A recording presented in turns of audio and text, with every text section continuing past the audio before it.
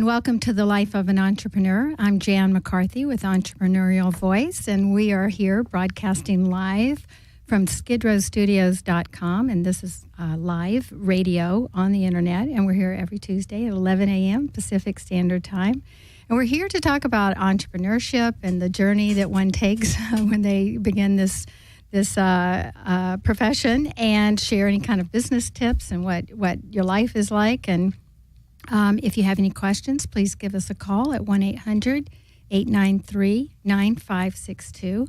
And today I'm very, very excited to have a special guest and friend who is the owner of Church and State, and her name is Yasmin Sarmati. Sarmati. I'm sorry, I don't have my glasses on, and I didn't remember. So anyway, welcome. I'm so happy to have you here. Thank you. It's so nice to be here, Jan. And you're here with your husband, Tony, and Chef. Yes. And so it's going to be great to talk about what it is that you do, what your life is like, and how you got started. So in that vein, tell us, Church and State, it's a renowned restaurant. It's delicious. It's in downtown Los Angeles, and you started it in 2007? 2008. September of 2008 is when we opened, at probably the worst possible time in our economy. We started building out a couple of years before that. It took longer than we had anticipated. So a true visionary and a pioneer. And did everyone say, you are crazy?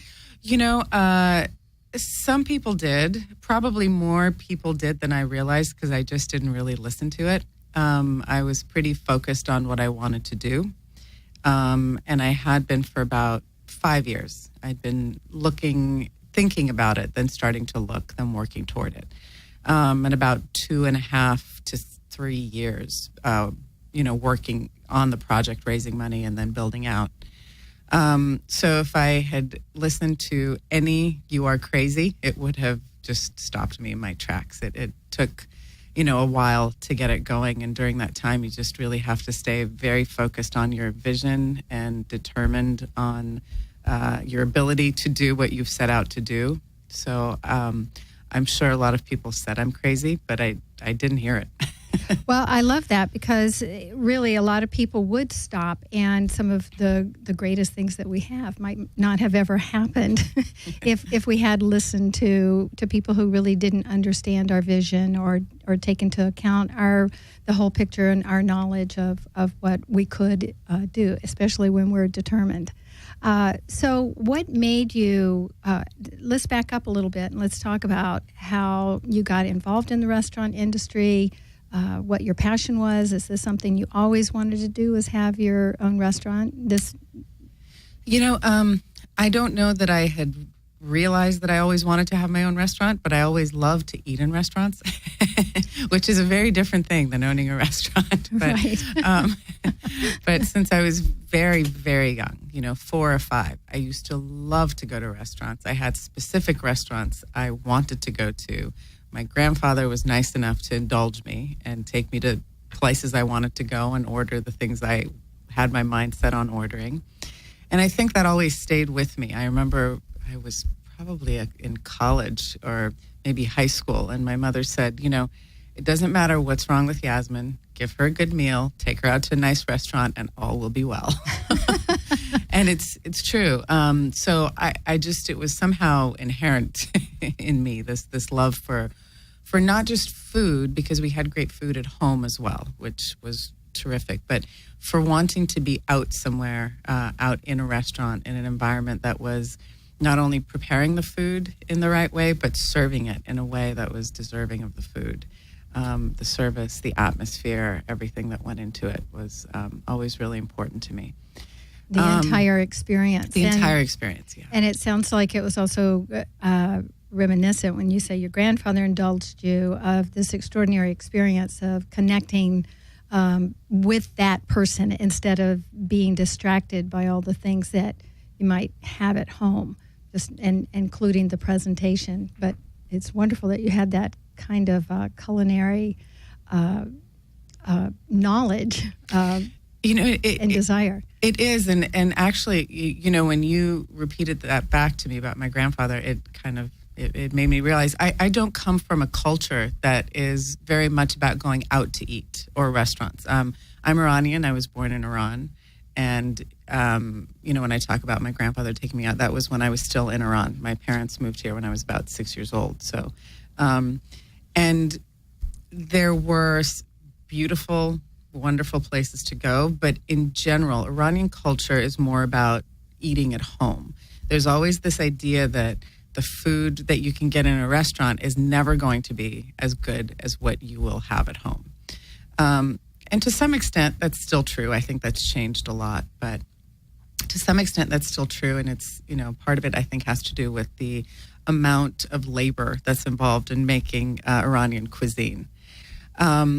So there's some sort of a dichotomy between what culturally I grew up with and what naturally I was kind of wanting to go Drawn toward. to, yeah. And that may have been, certainly at 5, this was not an intellectual decision, but perhaps later it the may seeds have, are planted That's young. right, that's right. May have been about, wanting to marry those things.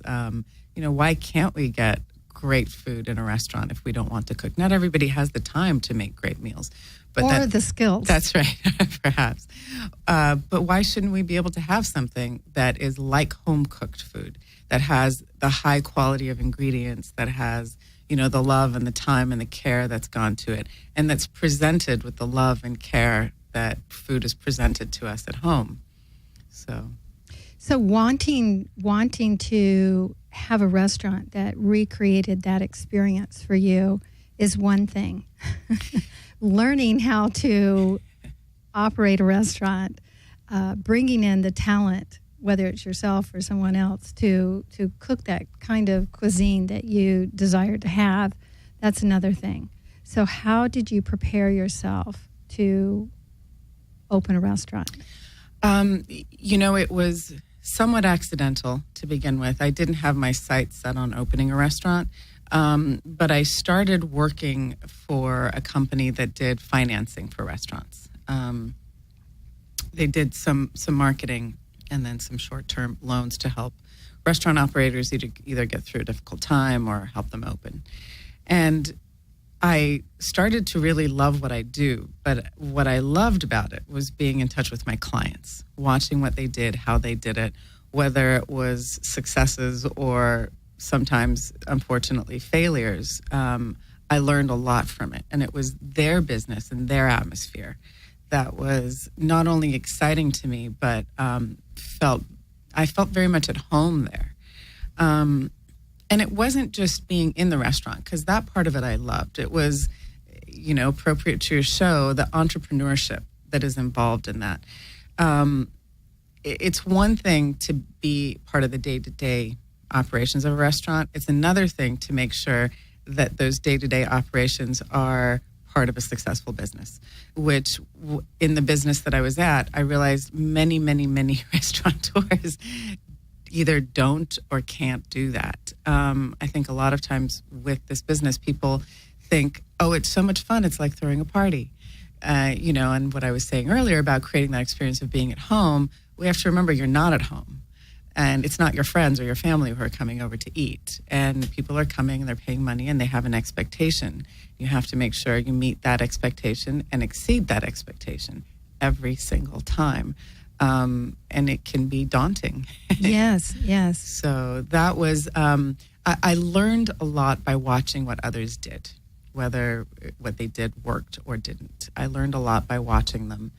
And then as I started to think about opening my own place, I remember talking to the CPA of a friend of mine who was a very successful restaurateur and saying, I'd like you to help me with the financials and the setup. And he said, well, before I do that, you need to go work in a restaurant. I said, but I'm in restaurants all day. He said, no, you need to work in a restaurant. Take a couple of years, do whatever you need to do. Hopefully, manage at some level. And then you'll be ready. And he was very right. I sort of had this idea, which I think a lot of people do, that just by watching or being around it, you know what to do, and you don't.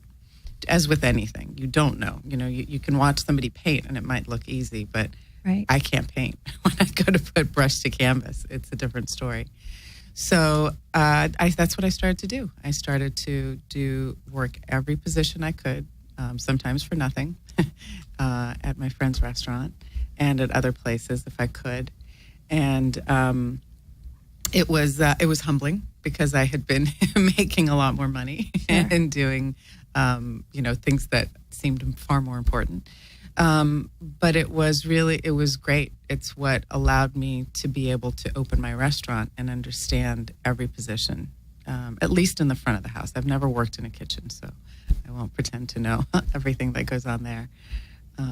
Which, fortunately for me, I'm now married to an amazing chef who can yes, you run are. that aspect of it.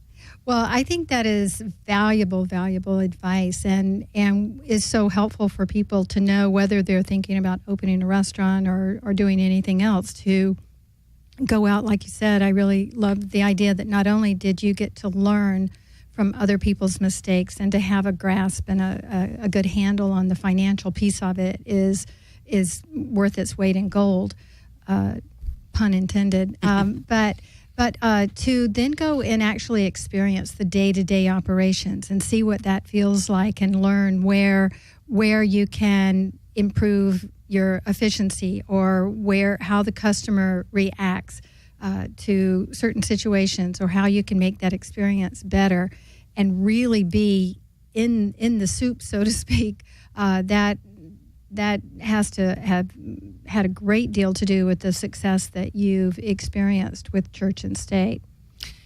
Absolutely. I mean, when I think about, the thought of if I hadn't listened to Eric, is his name, this wonderful man who said, you need to go do this before I help you, and I had just embarked upon this, it would have been very different. It would have been very different. It was very humbling to do what I did, not because of what the job that I was doing, but because I realized there was so much I didn't know about the day to day.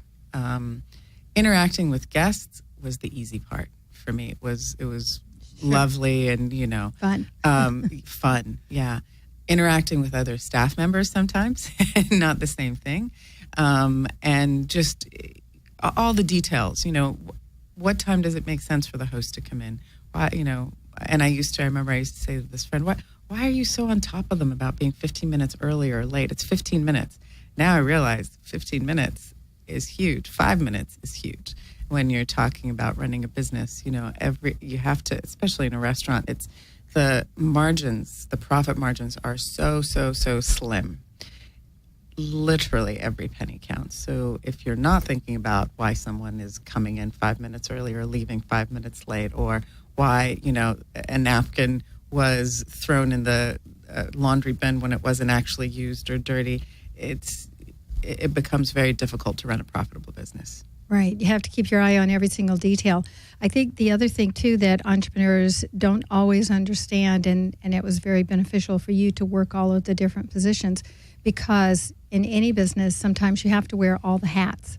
And you may be doing jobs that aren't necessarily something that you wanted to do, but especially in the early days, sometimes that you would have to do because someone didn't show up or someone got sick. And you need to know how to do all of those different things. And pointing out that you had a mentor, that can't be stressed enough, that it's really helpful to get advice and listen to others. And it doesn't mean that you always have to take their advice, or in all cases that their advice is right, but you have to take it, really look at it with great deal of introspection and think about how this can benefit you.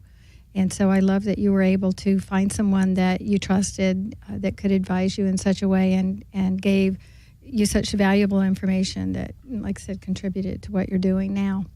Absolutely. I think that's very important. I would say that was the biggest contributing factor in the beginning to my being able to do what I did. Without that guidance, I absolutely wouldn't have done the things I did in the way, in the order that I did, and it was very, very helpful. So I'm going to imagine the fact that you kind of had in your mind that this is something you wanted to do. You had the experience of working in the financial industry with restaurateurs. I assume you made a business plan. Yes, I did. I did. I mean, some people do start a business on the back of a napkin, but given what you just told me, I'm guessing that you were very thorough about everything. Yeah, exactly. Coming from the background I came from, and the mentorship of the restaurateur and chef who was helping me, and the CPA who was helping me, there was no way this was going to happen on the back of a napkin. But yes, so after working for a couple of years in the restaurant, Eric, the CPA, did say, okay, well, let's put together some financials for you. So we put together a business plan. We put together, our description of what the restaurant would be. And then, never having done this, I embarked upon trying to find investors and somehow managed, and it all came through. And was that obviously a new learning experience? And what did you learn from that? Yes and no. I had seen some little parts of it done before by other chefs and restaurateurs I knew. So I had learned a lot there. And from the previous business that I was involved in, looking at restaurant financials, I could see the places where the most troubles, I guess, came about. And I was comfortable with looking at the numbers and being able to talk about them. Our first and biggest investor was my mother. Friends and family, always first. Absolutely. So that was terrific because she put in a substantial enough sum where it gave me the confidence to say, okay, we have this backing. I can go forward and look for other people and talk about this. And not sound desperate or start to have your confidence waver and not be sure of your project. Exactly.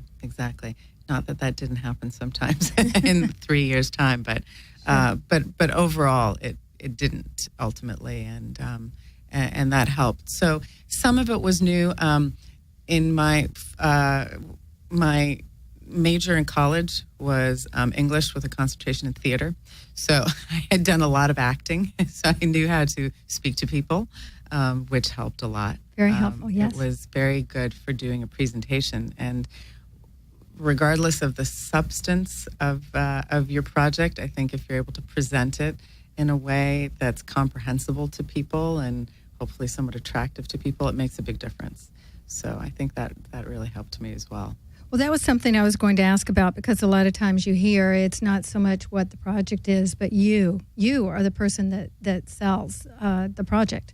And people who are investing in your company want to feel comfortable that you are dedicated, that you will be persistent, that you're able to overcome the obstacles, that you understand what you're trying to accomplish. Not that you can know everything, because you can never know everything, but the fact that you're going to do whatever it takes and you're fully invested yourself. So, and then just to be able to speak about it knowledgeably and comfortably and confidently, I think is our real contributing factors. Absolutely. I think it's important to have your vision, but I think it's also very important to be able to articulate your vision to others if you need their help. And ultimately, no matter what you do, I think it's always a collaborative effort. We always need the help of others in some way. Yes. Even if you're an artist working solitarily in a studio, your inspiration comes from the outside, and eventually you may want to sell your art. This is true. So how did you come about creating this vision of what you wanted? Because, like you said, you came from Iran. You grew up, well, even though you moved here when you were 6, you still, I'm sure, grew up with that kind of culinary food. Well, I grew up primarily with Iranian food when I was very young, but we did. My parents moved here, but we traveled a lot before that and after that. We traveled a lot, and mostly to Europe. So I had taken many, many trips to France and always loved it. And it was something that I didn't see in Los Angeles, what we did at Church and State when we did it. There were some casual French places. There were some bistros, but they weren't great or as great as what I had experienced in France or even in New York. And there were some very fine dining type of French restaurants, but that casual everyday, but at a high level, I didn't see. Maybe it was here. I didn't know it. So I felt that there was room for that, and it was something that I wanted, that I could relate to. So it was going to be easy for me to create it and back it and be passionate about it. So that was the idea behind it. Is I didn't see it, and I wanted to have it. I mean, this food we didn't invent it at Church and State. It's been around for hundreds and hundreds and hundreds of years. All our recipes are classic recipes. While I think our presentation is beautiful, very refined, more than most bistros, but it's not. It's not. We haven't reinvented the wheel. So I just wanted to see that very beautiful traditional food that people enjoyed all over the world for so many hundreds of years here. I started looking downtown because, as I said, I grew up in LA, so I knew downtown. I remember, coming here as a kid. As a teenager, my mom and I would go to the California Mart. It was the first or last Friday of the month or something. Yes, there's a sale for our listeners. That's right. There's a sale the last Friday of the month. And we stuck around downtown until 5. Then you fled. Yes, because there was no place to eat down here. That's right. So it was very exciting to me when the city of Los Angeles started to encourage and back a resurgence of downtown and building downtown. So it was immediately where I started to look. And the history of the buildings downtown, the history of downtown was much more synonymous with what I was trying to do than going into a brand new building, on the west side or somewhere else. So once we came across our current space, it felt exactly right. We're, for those people who don't know, we're in the Biscuit Lofts, which was the Nabisco building, National Biscuit Company. It was the Nabisco's original factory and offices, built in 1925, which for LA is very old. Yes. And the space that the restaurant occupies was the loading dock for the building. So it's a little grungy. The floor is the original brick floor of the loading dock. There are these gigantic steel columns that support the building that run through our restaurant. And the space felt very right for the cuisine that we were doing. And it all came together. And I going back to your question, I just hadn't seen anything like that yet in Los Angeles. But I wasn't recreating anything. It wasn't anything new. It was just new to LA. Well, it was standing out in a different kind of way. The building that you're in is absolutely beautiful, and your restaurant is just gorgeous, and the food matches that in taste and presentation. You built quite a reputation with that. So now you have this incredible vision. you found backers. Tell me how you and Tony met. Were you already in the picture at this point? Did you already know that? No. So we opened in September of 2008, as I said. I fired our first chef 2 months after a restaurant opening, which could have been a logistic nightmare. Fortunately, it wasn't. I had 2 wonderful sous chefs, and we managed to run the restaurant for a couple of years with them. A couple of months, not a couple of years, a couple of months. Then we had a great chef come in for about a year and another. And Tony and I met about 3 years ago. Yep. And it was, I had started working on, or thinking about working on a new project, and Tony was looking to do his own thing. So we started to talk, and we realized our visions were very, very aligned. And as we talked about the new project, there was a great opportunity for Tony to join us at Church and State. And our chef, who'd been with us for about 2 years, had worked for Gordon Ramsay and was looking to go back to open a restaurant for him, which I supported. So I asked Tony to come to Church and State, and he looked at me in utter shock. background is from very, very, very high-end fine dining, Michelin-starred restaurants in France. He has earned 3 and 2 Michelin stars as chef himself. And so he was not thinking about a little bistro in the middle of nowhere in downtown LA cooking bistro food. Fortunately for me, he did reconsider and had, love joined. is an amazing thing. Yeah, that's right. That's right. He said, well, I'll help you. And he's still helping me, fortunately, and we're helping each other. So I think it became fun for him then to see how he could recreate these classic dishes and to, as he has said, go back to the roots of his cuisine, what he grew up with in France. That's fantastic. So finding the right people, working together, this is also something that sometimes entrepreneurs do. I know for my husband and I, we do as well, although not in a real day-to-day anymore. But what advice can you give people who are working with not only, their husband or wife or brother or sister or family members, maybe even best friends, but what kind of advice would you give? I think working with anybody, and this comes from Tony, actually, the precise wording. He said it in an interview the other day. Somebody asked, how do we work together? What makes this work between us? And he said, the same vision.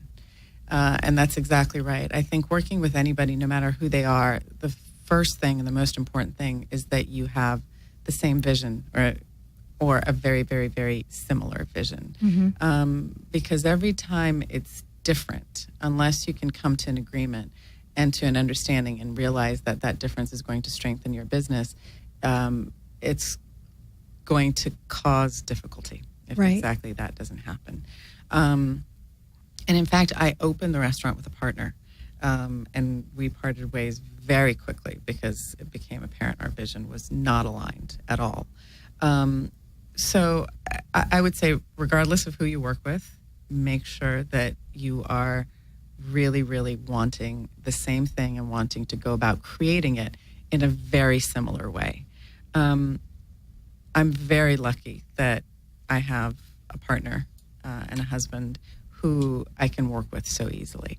I don't think it's always so easy, especially if it's someone you're close with, whether it's, family or spouse or friend. Because there's this, we interact in a certain way personally, we interact in a certain way professionally. For us, it's very important while we're the same people all the time, we don't change as people, we have the same goals and the same, focus and the same vision. It's very important to distinguish between, okay, are we in work mode or are we on a date or are we at home or what's happening, and to make sure that that those boundaries don't get crossed. Exactly. Yeah, I think that's very good advice, because otherwise you can find that you're just always in that work mode, and when do you actually turn it off? And you can get burned out with each other, with everything when that happens. So absolutely. And just being able to, I love that you distinguish it. Are we on a date? Are we in work mode? Or are we something else here? Absolutely. So that's great. Yeah. Great advice. Yeah. And vacation. Yes. We're both big proponents of vacation. I think it's really important to rest. You said you get burnt out. You do. It's important to rest on a daily basis, and then it's important to take a break from your business because you come back with renewed not only vigor, but a lot of times with new visions of what you'd like to do and create. So I think that's important too. I was going to say, especially in your business, going away on vacation and experiencing other restaurants, which obviously you do when you're on vacation most of the time, then that must be really kind of exciting. Always comparing. I mean, I do that with business too. I'm always looking at other businesses and seeing, wow, how are they doing this? This is so great. Or they could change this, and this would be more beneficial. So I agree with you. Vacation and self-care is extremely important, and it just really helps you to keep from getting burned out, and like you said, also come up with new ideas and fresh ideas, and also just the kind of the chance to stay in love with your business too. Absolutely. I think we're so focused on work in the U.S., and it's a great thing. I mean, we're a capitalistic country. We're an entrepreneurial country, and so many people have had the opportunity to do what they want to because of that. But we have to remember that you can't work unless you've rested. So, as you said, self-care and rest is and take a vacation. And take a vacation, absolutely, as often as you can. Where's your favorite place to go? Gosh, there's so many. At the moment, I think it's Turkey. If I can speak for both of us, we've gone there for a couple of years. We got married there, and it's beautiful. The people are so warm. The food is so simple and so good that it's truly restful to be there and fun.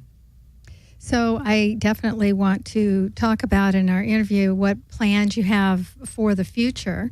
But I also want to let our guests know if they're listening and they would like to call in and ask a question of myself or Yasmin. The number is 1-800-893-9562, and we'd love to hear from you. So you've got one restaurant under your belt, and it's going very well. It's a fabulous, fabulous place. And what are your plans for the future? And would they include, do you think about, you mentioned Turkey and how much you love their food. Is there something in the future with Turkish food? I don't know about Turkish food yet, because it's not something that either of us have quite a grasp on yet. I mean, we like it. We like eating it. We're starting to understand it. But, Tony has not been trained in Turkish cuisine yet. And it's not, I don't have a background in it, so we're learning it. But we are working on another French restaurant. It's also downtown in the Douglas building, and it will be called Spring. So Church and State is traditional bistro fare, which is more from the north of France. It's richer food, and Spring will be the opposite. It'll be Southern Mediterranean French cuisine. So it will be much lighter, a lot more fish versus other proteins, a lot of vegetable. Tony is incredibly skilled, which I find to be very unusual for a French chef, incredibly skilled at working with vegetables, at creating the most beautiful, tasteful dishes I've ever had the pleasure of having. So it's really a great opportunity for him to, delve back into his passion of doing more of that at Spring. What fun. That sounds very exciting. Tell me how you came up with the name Church and State. Tell me how you came up with the name Spring, because names can be so important. Names can. So the French were actually the first to separate church and state. Oh, cool. So that's the reference. I didn't want sort of a typical French name, and Church and State is, I think, the marriage of, the French portion and the American portion. And it's certainly something that people will remember. Spring, it's on Spring. The restaurant is on Spring Street. It's on Spring and 3rd. But more than that, spring is the time when produce is at its peak. And the most delicious, beautiful things are coming into season to use in dishes for cooking. So that was also, to me, was a very good name for a restaurant. Now, how do you divide your time, like going between the two restaurants? Obviously, a lot is focused on opening up the new place, but you still have the old place. So it's like when a new baby comes along, you have to make sure you still let that one know it's loved, but you have to take care of this new one as well. And it has a lot of needs and demands. So how are you balancing? Well, to some extent, I think like with the new baby, you may learn things as you go along. But we've been working on this project for a little while, so we've had the opportunity to plan it well, which has been really fantastic. We've been training some of our staff for the new place at Church and State. So it gives them the opportunity to work with me, to work with Tony, to understand how we work before we move into a restaurant opening, which is a very, very arduous task. Yes, that's really smart. Well, we've been fortunate enough to be able to do that. So that's part of it. We are dividing our time now between construction and overseeing construction, and for Tony, a lot of menu development, and then all the little details that go into, like, picking out your silverware and your china and your, everything else, which is incredibly time consuming. So we're learning to divide our time in that way. But I think the most important thing one of the most important things for a restaurant, if you're going to have multiple locations, and I don't know this in practice yet because it'll be the first time I'm doing it, but it's to have good key people in place. So we will at Church and State, because we've been working with them, and then we're training a couple of our key people to go with us to spring. You can only do so much. There are only so many hours in a day, and we still need to sleep and all that. So it's important to have people who are aligned with your vision, who are working for you and with you, who are going to, do what needs to be done when you can't, when you're not there, or even when you are. What's been the biggest surprise when you opened up your restaurant from when you opened it up till now? What's been the biggest surprise that you've encountered? Wow, that's, you have finally stumped me with a question. I don't know. I don't know. I think I try to stay, and I don't even know if I try. I think it's just my nature. I'm so focused on what I'm doing that I think I'm just in it. It's like, it's like being underwater, but not in a bad way. When you're underwater, you're just, right. That's all you're doing. Okay, this is a problem. I'll deal with it. Now I'm moving on. I think so. So I think I don't often think of things as surprises. I just think, okay, well, there it is.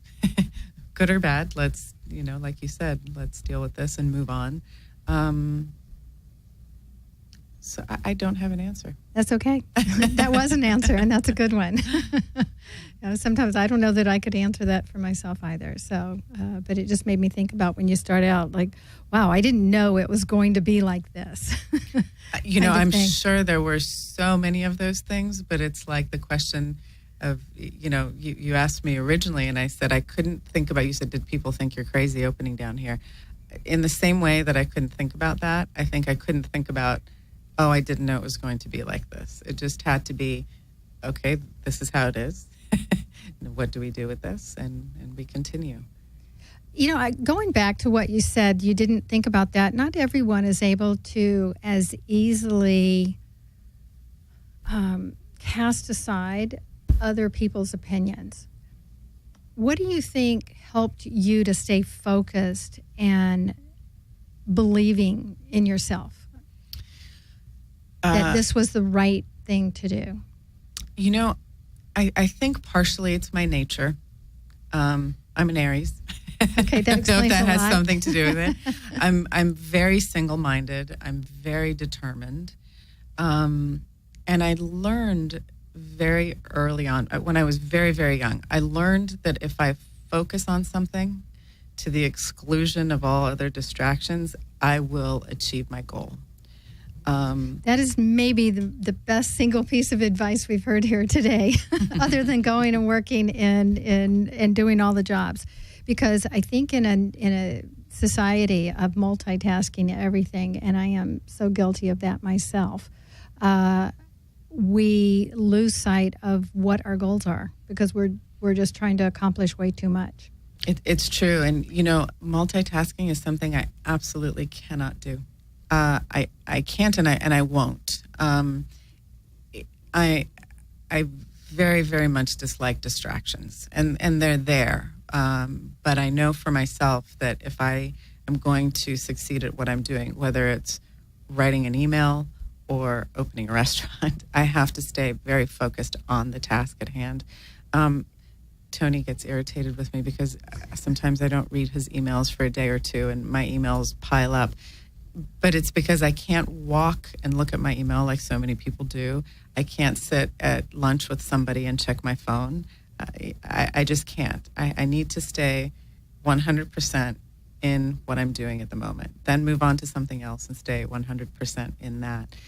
So I guess that's what helped me do that. And I won't say that it's, while it is my nature, I won't say it's always easy. It's certainly a discipline, and it's something I decided to do and I learned to do. And every day I decide to do.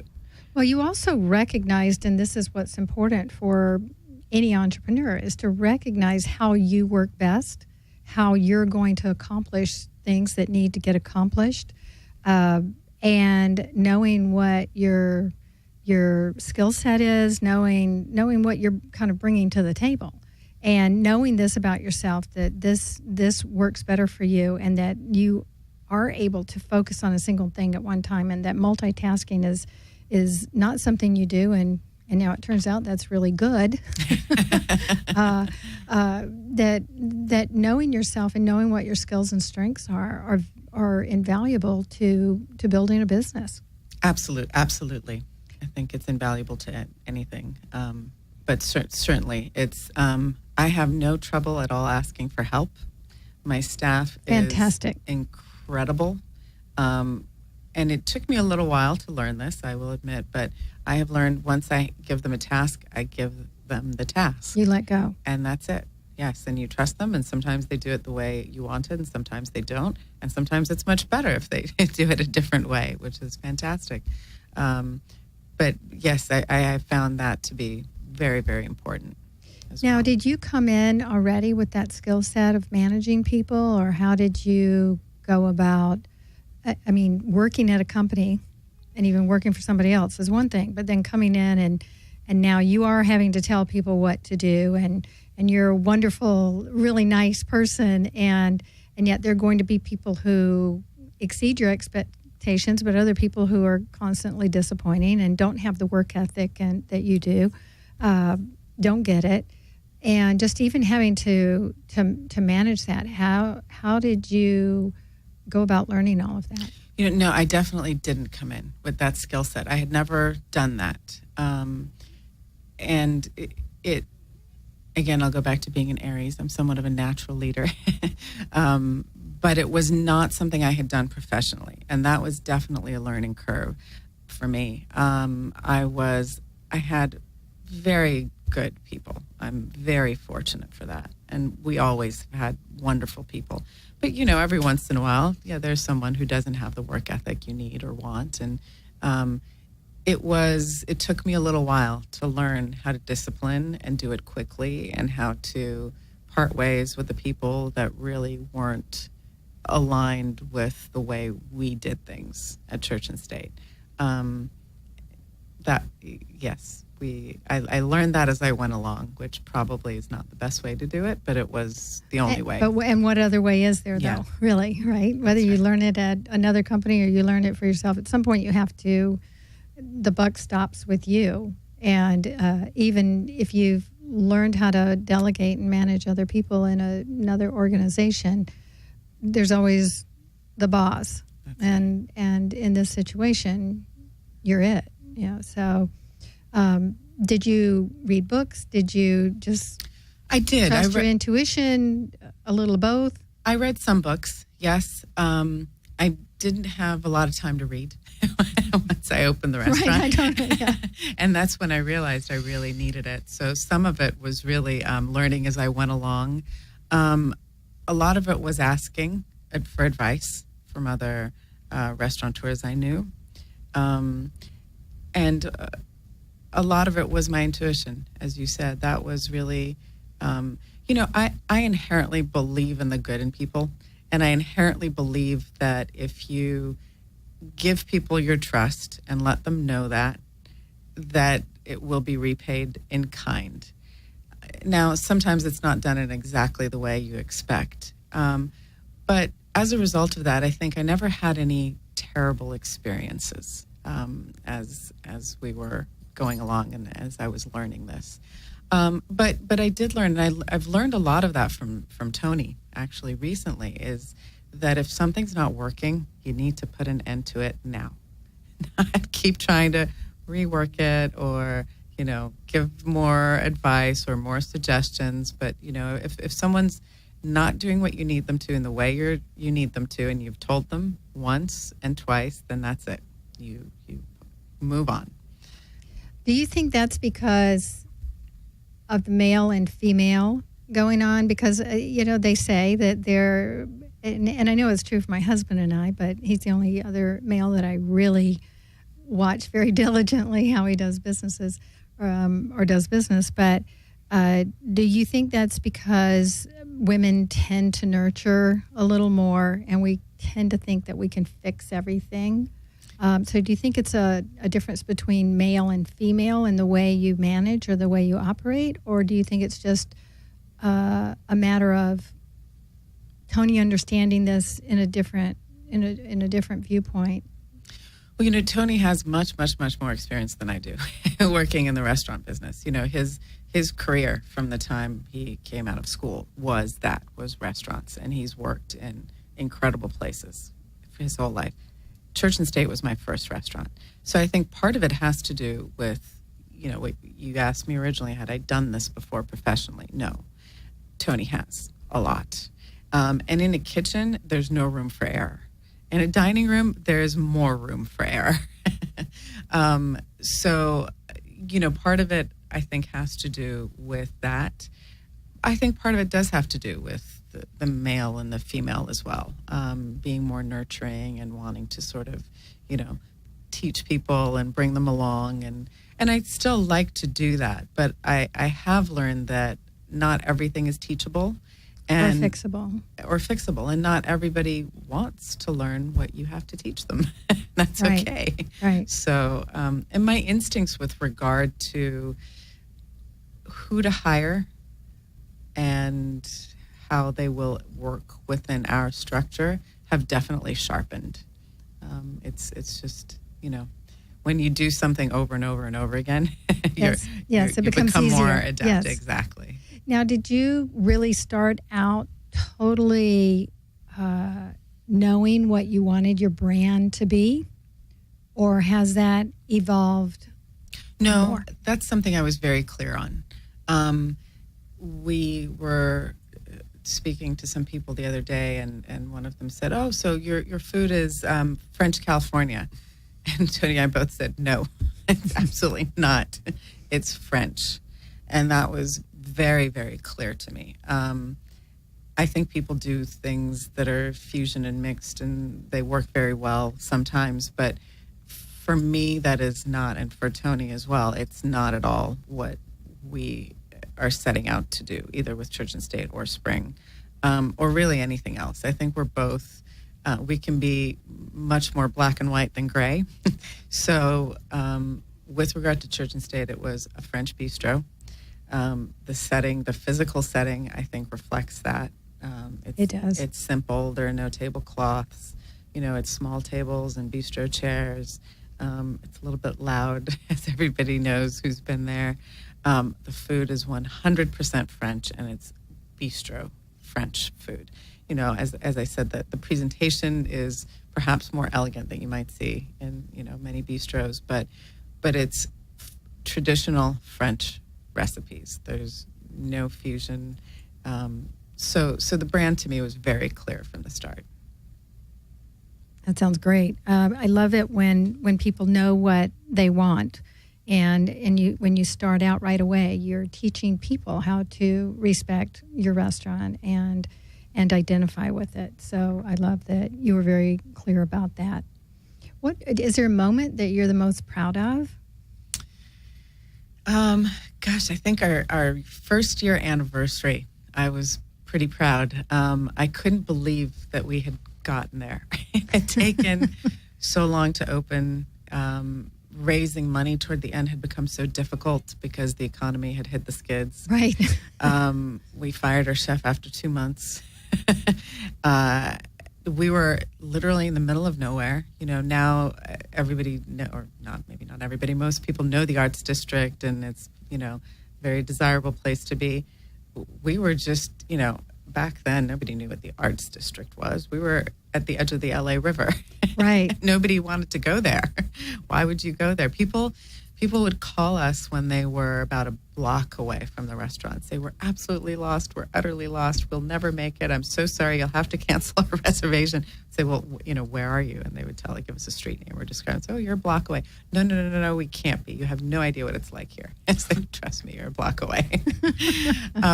So going through that and the challenges of a first year and, buying out a partner and everything else, I think that it was sort of very monumental for me to have made it to that first year. Is there a favorite restaurant for you? Oh gosh, that's always the hardest question for me. We like Little Tokyo a lot. There's some very good Japanese food here. There's a restaurant called Kagaya that we both love. It's very refined shabu-shabu in Little Tokyo. I think that's probably our favorite at the moment. It's hard. That's a hard question to ask. I think there's things, and I would imagine, although I haven't asked, I would imagine a lot of chefs and restaurateurs might say the same thing. There are elements that you find that you really love at certain places. But when it's your business and you're in it every day and you're looking at what can I do differently and what can I improve, it's hard to stop that when you're in another place. And sort of when that takes over, you know. I bet to just be able to go out and just enjoy it for what it is, and not start thinking about, wow, they really did this great, or they could improve in this particular area. That's right. And how much time is there? Do you make it a point to go and visit new restaurants on a regular basis? We do. We love to go out. As I said, I think I opened a restaurant because I love to go to restaurants, and I still do. So we really do. I think it's important to see what other people are doing and how they're doing it.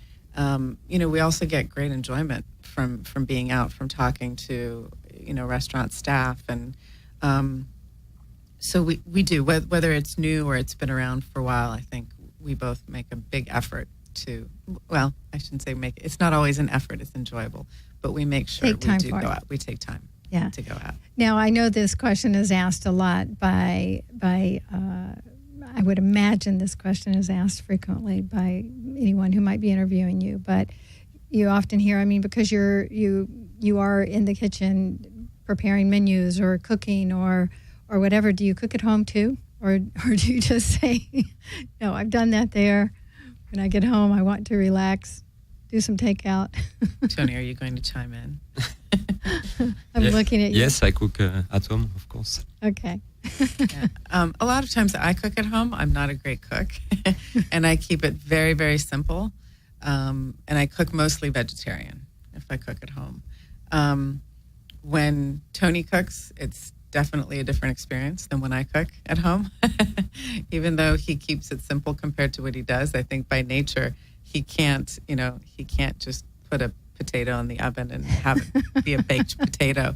It has to be peeled and blanched and fried once and then fried twice and then seasoned and then done this and to do that to it. And of course, it's this incredible potato when it comes out. But we do like to eat at home too. It's nice. It's nice to be at home sometimes when we're surrounded by other people so much of the time that I think that break is necessary sometimes. What do you love most about what it is that you're doing? Gosh, I think people. That's what I love most. Both the people who work with us and for us and our guests. That to me is the most enjoyable part.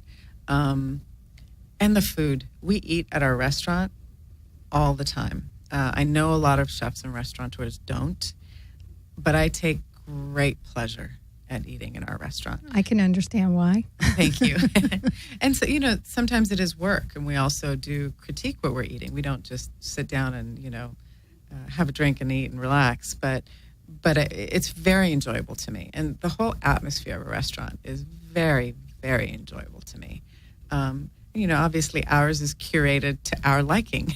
So it's fun to be there. Yeah. That's great. I keep thinking about what you said earlier in the program about just the fact that people. I grew up in the restaurant business too, as you know, and I think, as you know, seems like we had that conversation. I think so. But it was, of course, I was viewing it perhaps from a child's viewpoint, and it was kind of like my dad was opening up, to have a party, and even though they were paying guests, they felt like friends. We knew the people who came in regularly, and so it felt very much like that. But of course, I didn't understand all of the nuances that were involved. But I think it's really important what you said too. It is kind of like that, but at the same time, they're paying guests, and they have a certain level of expectation. It's not just going over to Yasmin and Tony's house for dinner and appreciating the fact that you got invited. It's going in and being very excited to go to your restaurant, but also having this certain expectation. And I think that is really important advice when we think about, sometimes, quite frequently in business, we do become friendly with the people that we do business with. So whether you own a restaurant or not, then you have to kind of think about that. But it looks like our show is wrapped up, and I've just enjoyed talking to you all so much. So I just want to thank you so much for being a part of the show and coming in and talking to me and telling me about your life as an entrepreneur. Thank you, Jan. It was our absolute pleasure, and you are a wonderful interviewer. Well, thank you. Thank you so much. I got the